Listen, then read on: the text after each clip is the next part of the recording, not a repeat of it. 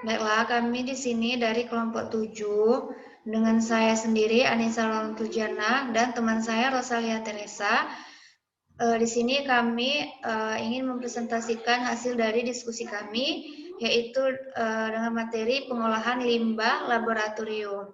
Nah, yang pertama akan dijelaskan oleh Saudari Tessa. Kami persilakan. Baiklah. Yang pertama itu ada pengertian limbah. Nah, pengertian limbah adalah buangan yang dihasilkan dari suatu proses produksi, baik industri maupun domestik atau rumah tangga yang dikenal sebagai sampah, yang kehadirannya tidak dikehendaki lingkungan karena tidak memiliki nilai ekonomis. Selanjutnya, nah, sumber limbah laboratorium itu ada terbagi atas 4. Yang pertama, bahan baku yang kadaluarsa. Yang kedua, produk sisa dari eksperimen. Kemudian yang ketiga, bahan habis pakai, misalnya medium atau biakan. Kemudian yang keempat, produk upaya penanganan limbah seperti jarum suntik. Selanjutnya. Nah, apa itu limbah laboratorium? Limbah laboratorium adalah limbah yang berasal dari kegiatan laboratorium. Limbah laboratorium ini berasal dari bahan kimia sisa hasil analisis serta bahan kimia yang tercecer.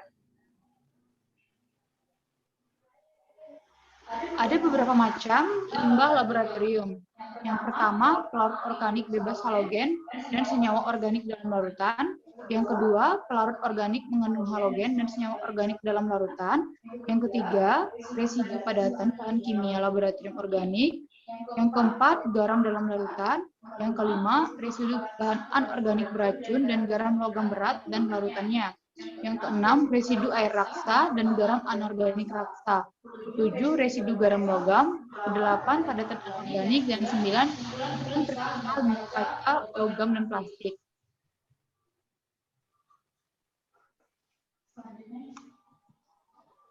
Selanjutnya,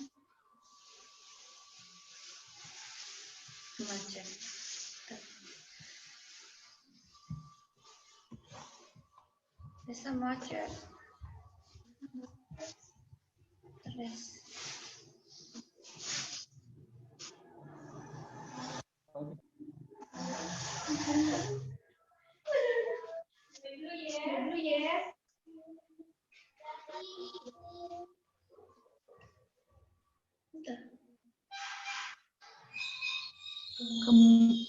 Kemudian berdasarkan sifatnya, limbah ini membedakan menjadi yang pertama limbah B3, yaitu berbahaya dan beracun.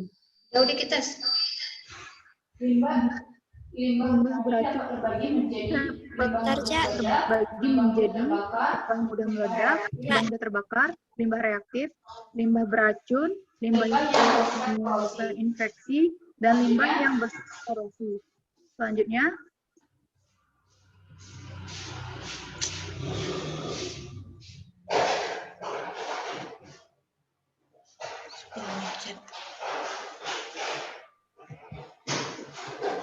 Tidak bisa tekan.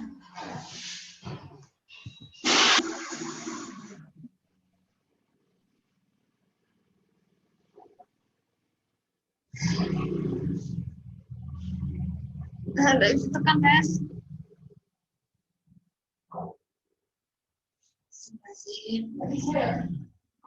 Lanjut. Lanjut.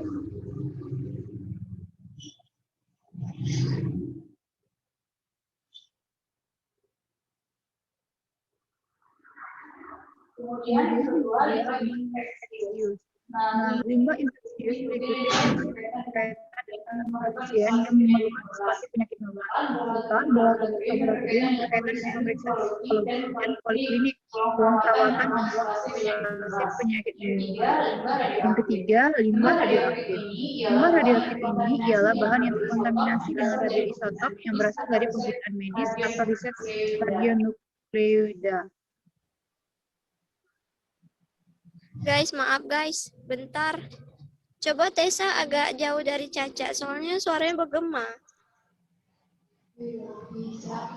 Aku berarti di atas dulu, Cak.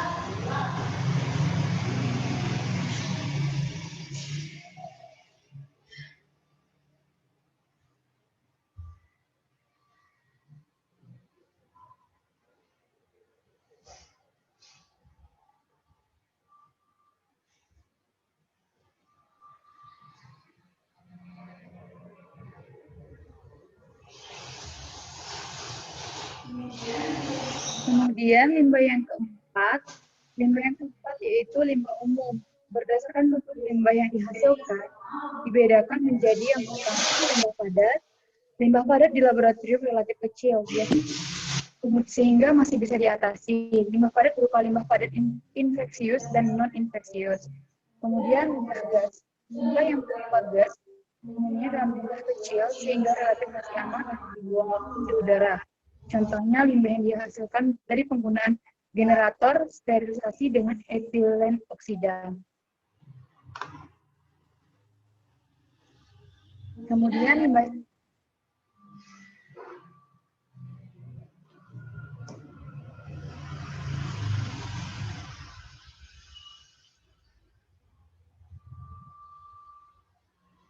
tes.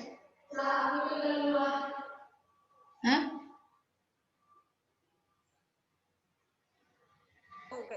Tesa.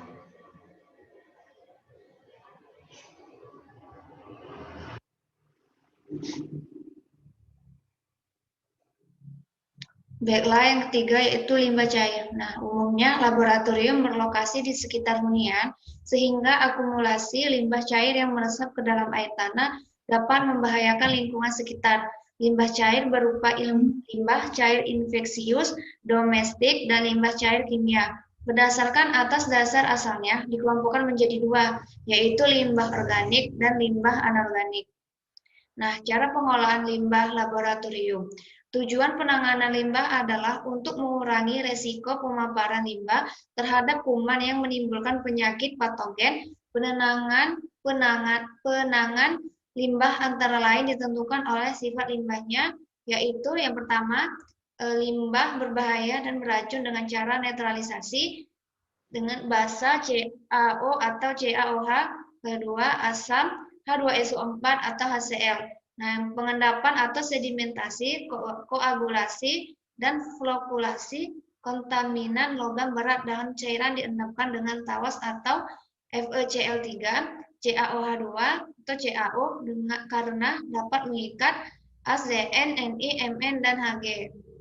Nah, reduksi oksidasi terhadap zat organik toksik dalam limbah dapat dilakukan reaksi reduksi oksidasi atau redoks sehingga terbentuk zat yang kurang atau toksik. Penukaran ion. Ion logam berat nikel, Ni dapat diserap oleh kation, sedangkan anion beracun dapat diserap oleh resin. Yang kedua, limbah infeksius. Nah, metode penanganan limbah cair atau padat yang bersifat infeksius. Yang pertama, metode desinfeksi, metode pengenceran, metode proses biologis, metode ditanam atau landfill, metode insinerasi atau pembakaran. Yang ketiga, limbah radioaktif. Nah, penanganan limbah radioaktif dibedakan berdasarkan bentuk cair, padat, dan gas, tinggi rendahnya tingkat radiasi sinar gamma, tinggi rendahnya aktivitas, panjang pendeknya waktu paruh, sifat dapat dibakar atau tidak. Ada dua sistem penanganan limbah radioaktif. Yang pertama, dilaksanakan oleh pemakai secara perorangan dengan memakai proses peluruhan dan pembuangan. Yang B, dilaksanakan secara kolektif oleh instansi pengolahan limbah radioaktif seperti Badan Tenaga Atom Nasional atau BATAN. Yang keempat, limbah umum. Limbah umum non-infeksius setelah dikumpulkan dalam wadah, kantong plastik diikat kuat dan dibakar di insinerator. Langkah nyata yang dapat dilakukan untuk mengurangi limbah di laboratorium.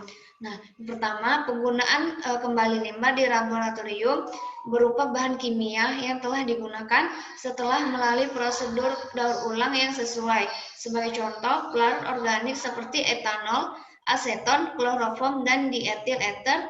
Yang kedua, sebelum melakukan reaksi kimia, dilakukan perhitungan mol reaktan-reaktan yang bereaksi secara tepat sehingga tidak menimbulkan residu berupa sisa bahan kimia. Yang ketiga, pembuangan langsung dari laboratorium. Nah, metode dalam hal ini diterapkan untuk bahan-bahan kimia yang larut dalam air, dibuang langsung melalui bak pembuangan limbah laboratorium. Untuk bahan kimia, sisa yang mengandung asam atau basa harus dilakukan penetralan. Selanjutnya, baru bisa dibuang.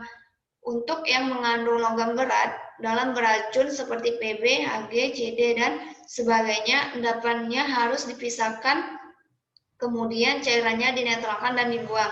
Yang keempat, dengan pembakaran terbuka. Metode dalam hal ini dapat diterapkan untuk bahan organik yang kadar racunnya rendah dan tidak berbahaya.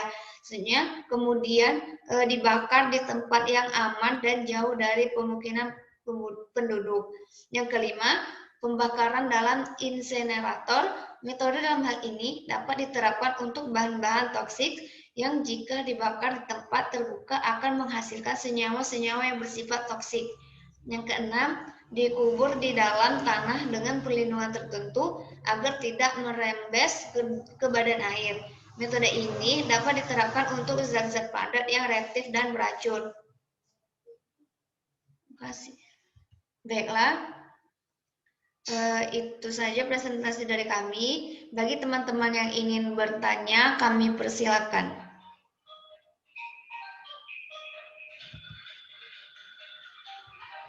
Izin bertanya, moderator. Ya. Tessa.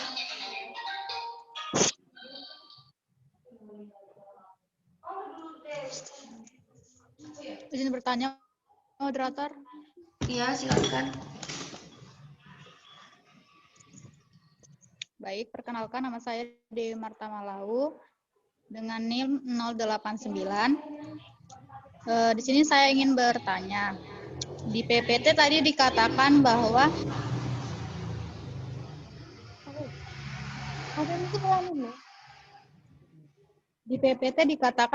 umumnya di laboratorium berlokasi di sekitar hunian, sehingga akumulasi limbah cair yang meresap ke dalam air tanah dapat membahayakan lingkungan sekitar. Nah, pertanyaannya yaitu bagaimana cara mencegah dampak yang ditimbulkan dan cara pengelolaannya. Terima kasih.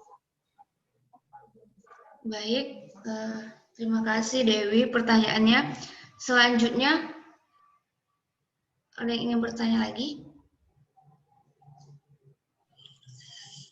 Izin bertanya, moderator. Ya.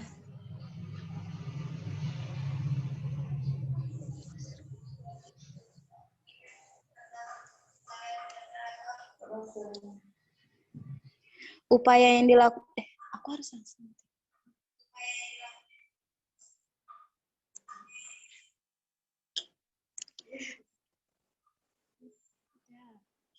Ya. Perkenalkan, nama saya Suryani Nababan dengan NIM A1C1181093. Di sini saya ingin bertanya.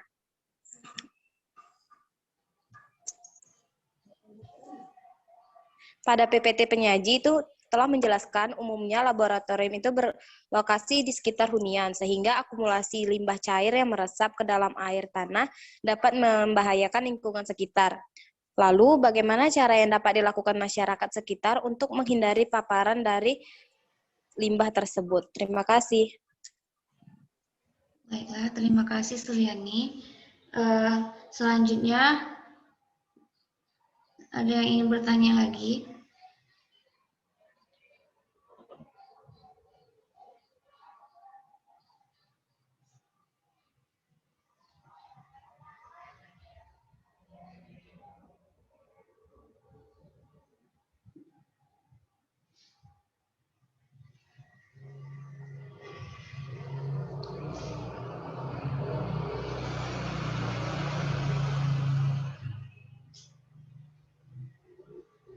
Apakah ada yang ingin bertanya lagi, teman-teman?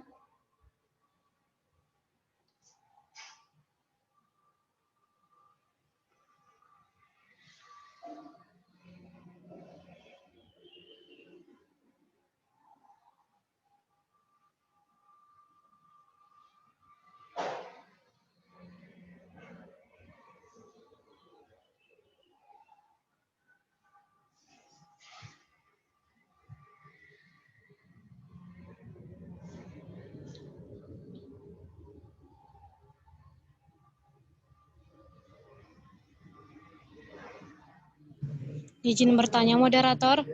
Iya.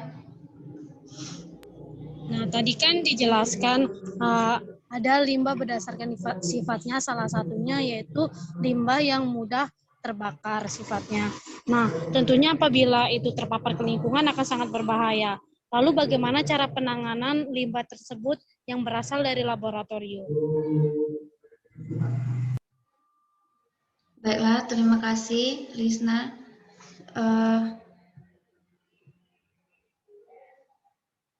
Izinkan kami untuk menjawabnya. Pertanyaan dari Dewi akan dijawab oleh Saudari Tessa. Baiklah, untuk pertanyaan. Baiklah,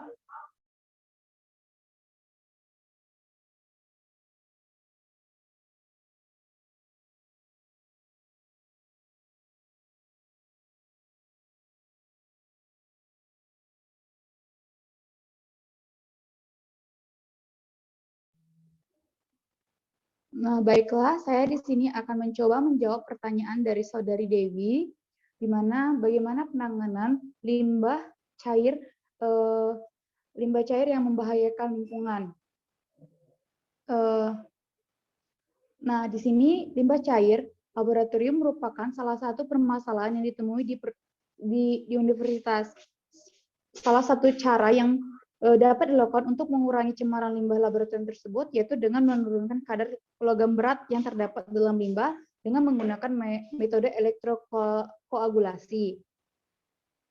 Salah satu caranya itu yaitu dengan cara menurunkan kadar logam berat yang terdapat di dalam limbah tersebut dengan metode elektrolisis, yaitu peristiwa di mana energi listrik dengan arus searah digunakan untuk menginduksi reaksi redoks yang tidak spontan sehingga terjadi dekomposisi material elektroda. Nah, elektrokoagulasi menjadi salah satu alternatif pengelolaan limbah karena metode ini mudah dan sederhana untuk dilakukan, sehingga limbah cair yang ada di laboratorium tersebut dapat diolah dan dapat dibuang ke lingkungan tanpa harus mencemari lingkungan sekitar. Baik, terima kasih.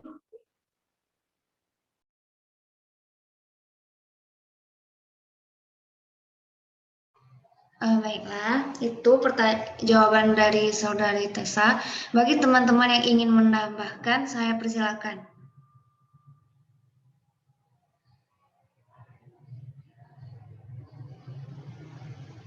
Apakah ada yang ingin menambahkan, teman-teman?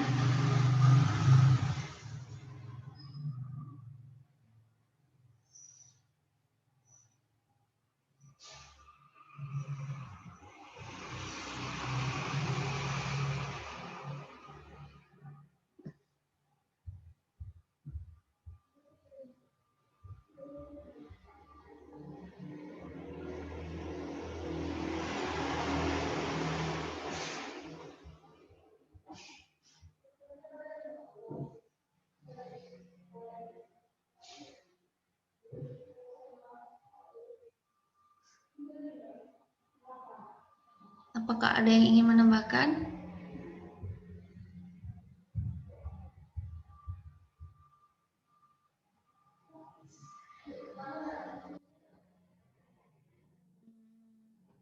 Jika tidak ada, bagaimana Saudari Dewi untuk jawabannya? Apakah bisa diterima? Baik, terima kasih kepada kelompok penyaji, dapat saya pahami. Terima kasih. Baiklah, pertanyaan yang kedua, pertanyaan dari Suryani yang akan dijawab oleh saya sendiri. Jadi, upaya yang dilakukan untuk menjaga lingkungan dan menghindari paparan yang membahayakan lingkungan tersebut adalah dengan cara yang pertama, dengan membangun instalasi pengolahan air limbah atau IPAL, sebuah struktur yang dirancang untuk membuang limbah biologis dan kimiawi dari air sehingga memungkinkan air tersebut untuk digunakan pada aktivitas yang lain. Nah, fungsi dari IPAL yaitu yang pertama, pengolahan air limbah pertanian untuk membuang kotoran hewan, residu pestisida, dan sebagainya dari lingkungan pertanian.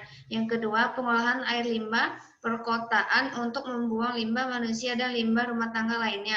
Yang ketiga, pengolahan air limbah industri untuk mengelola limbah cair dari aktivitas manufaktur, sebuah industri dan komersial, termasuk juga aktivitas pertambangan. Nah, dengan selanjutnya itu dengan menyediakan tempat sampah di sebuah lingkungan. Selain itu, dengan menyediakan tempat sampah, membuat orang tidak ingin membuang sampah sembarangan. Selain menyediakan tempat sampah, melakukan pengelompokan pada sampah penting dilakukan dengan menyediakan tempat sampah sesuai dengan golongannya.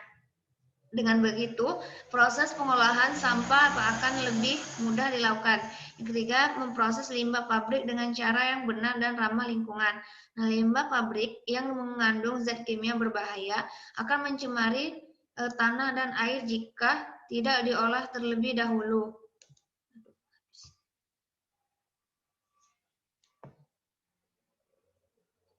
Yang keempat, melakukan pembersihan selokan di sekitar rumah. Selokan yang tidak bersih akan menjadi sarang dari hewan-hewan kotor. Selain itu, membersihkan selokan akan menghilangkan bau yang tidak sedap, serta mencegah nyamuk untuk bersarang di genangan air yang ada di selokan. Selokan juga dapat dijadikan sebagai sarana penghijauan dengan menanam tanaman yang mampu menyerap zat pencemar. Tanaman tersebut adalah bunga ungu, lidi air, futoi ruas, bunga coklat, melati air, dan lidi air. Yang kelima, menjaga kebersihan rumah. Lingkungan hidup tidak hanya berasal dari luar rumah. Lingkungan hidup dapat sehat juga berawal dari rumah yang sehat. Rumah yang sehat adalah rumah memiliki ventilasi, udara yang cukup, sinar matahari masuk tanpa terhalang. Selain itu, menguras bak mandi agar tidak dipakai oleh nyamuk untuk bertelur. Yang keenam, mengurangi pemakaian kertas atau tisu yang berasal dari pohon. Kertas yang telah dipakai dapat dijual untuk diolah kembali menjadi kertas daur ulang. Yang ketujuh, melakukan penanaman kembali hutan yang telah gundul, serta melakukan tebang pilih pada pohon, sehingga pohon yang muda memiliki kesempatan untuk tumbuh. Yang ke-8, tidak memakai bom atau pukat harimau dalam menjaring ikan. Memakai teknik menangkap ikan yang ramah lingkungan akan menyebabkan ikan kecil memiliki waktu untuk berkembang dan menghasilkan keturunan. Dan yang terakhir, melakukan penanaman terumbu karang serta penanaman hutan bakau di sekitar pinggir pantai untuk memperbaiki keseimbangan laut. Itu saja jawaban dari saya. Jika ada teman-teman yang ingin menambahkan, saya persilakan. Baiklah moderator, saya izin menambahkan, tapi mohon maaf sebelumnya untuk kameranya ada gangguan sedikit, jadi tidak bisa diaktifkan. Iya, silakan Bella. Nah, jadi upaya yang dapat dilakukan itu yang seperti yang sudah disampaikan oleh moderator tadi. Di sini saya ingin menambahkan beberapa upaya yang dapat dilakukan. Misalnya itu yang pertama, kita dapat membentuk tim pengelola limbah. Nah, di mana fungsinya ini untuk yang bertanggung jawab menangani atau mengelola limbah yang tercemar tadi di pemukiman. Itu termasuk pekerja yang kompeten, seperti misalnya insinyur, ahli kimia atau kimiawan. Kemudian kita dapat melakukan yaitu membuat perencanaan sebelum melakukan survei atau penilaian, di mana membuat daftar kegiatan produksi di pabrik, kemudian mengumpulkan informasi yang tersedia tentang setiap kegiatan produksi, kemudian memberikan gambaran umum tentang semua zat atau bahan baku yang digunakan. Kemudian itu melakukan evaluasi dan analisis kelayakan, yaitu minimasi limbah, di mana upaya untuk mengurangi volume, konsentrasi, toksisitas, dan tingkat bahaya limbah yang berasal dari proses produksi dengan cara pengurangan penggunaan sumber daya dan energi dan atau pemanfaatan limbah berupa penggunaan kembali, reuse, daur ulang, recycle, dan perolehan kembali, recovery. Kemudian membuat rencana pengelolaan limbah, bagaimana rencana pengelolaan limbah ini menjadi dokumen yang mudah dibaca dan dipahami oleh pekerja serta pihak yang berada di sekitar lingkungan tersebut, sehingga tidak terjadi pencemaran limbah yang dapat merugikan orang sekitar. Kemudian menerapkan rencana pengelolaan limbah ini memerlukan persetujuan pemerintah daerah setempat juga, di mana tim pengelola limbah harus memantau pelaksanaan rencana, performa perbaikannya, dan meninjau ulang rencana secara berkala. Seperti itu saja.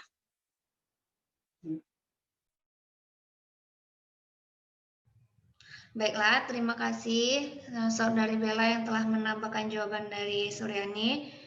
Jika ada teman-teman yang ingin menambahkan, saya persilakan.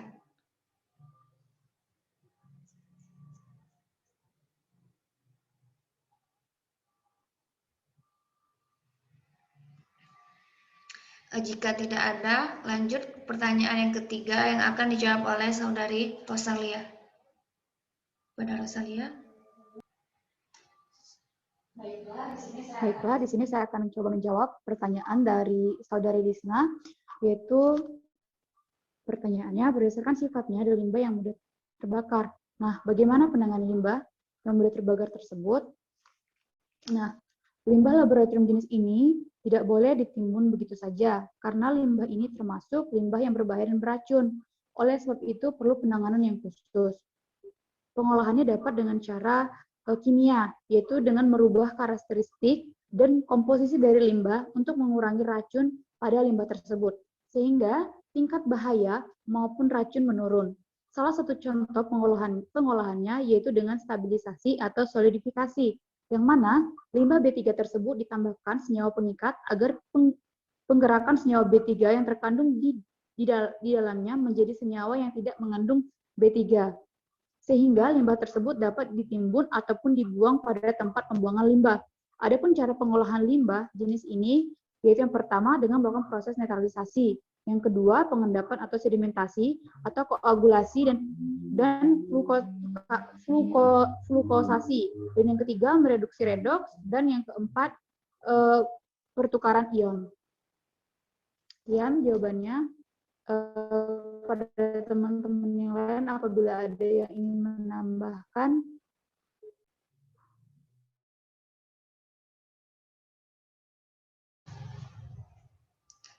Baiklah, kepada teman-teman yang ingin menambahkan jawaban dari Lisna, kami persilakan. Izin menambahkan, moderator? Ya. Perkenalkan, saya Nisa Aprilina dengan NIM A1C1180444.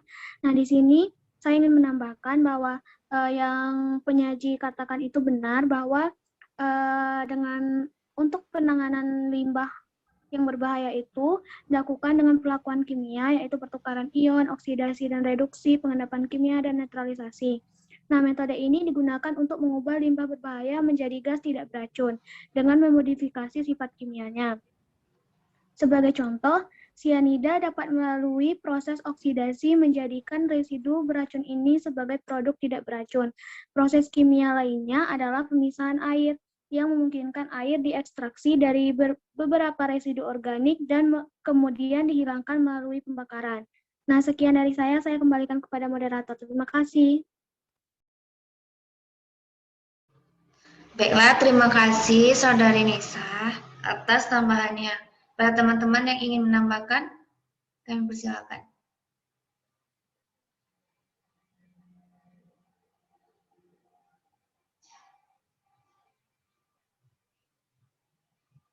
Nah, jika tidak ada, bagaimana tanggapan dari Saudari Lisna atas jawaban dan tambahan dari jawabannya, dari pertanyaan? Baiklah, terima kasih kepada kelompok penyaji dan teman yang sudah menambahkan. Jawabannya dapat saya pahami. Baiklah, terima kasih Saudari Lisna. Nah, yang pertanyaan kedua tadi kepada Suryani, bagaimana jawaban dari saya dan teman-teman tadi yang telah menambahkan? Tidak sih namakan.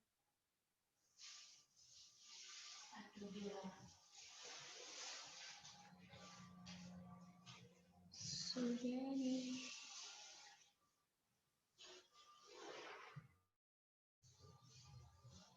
Suryani.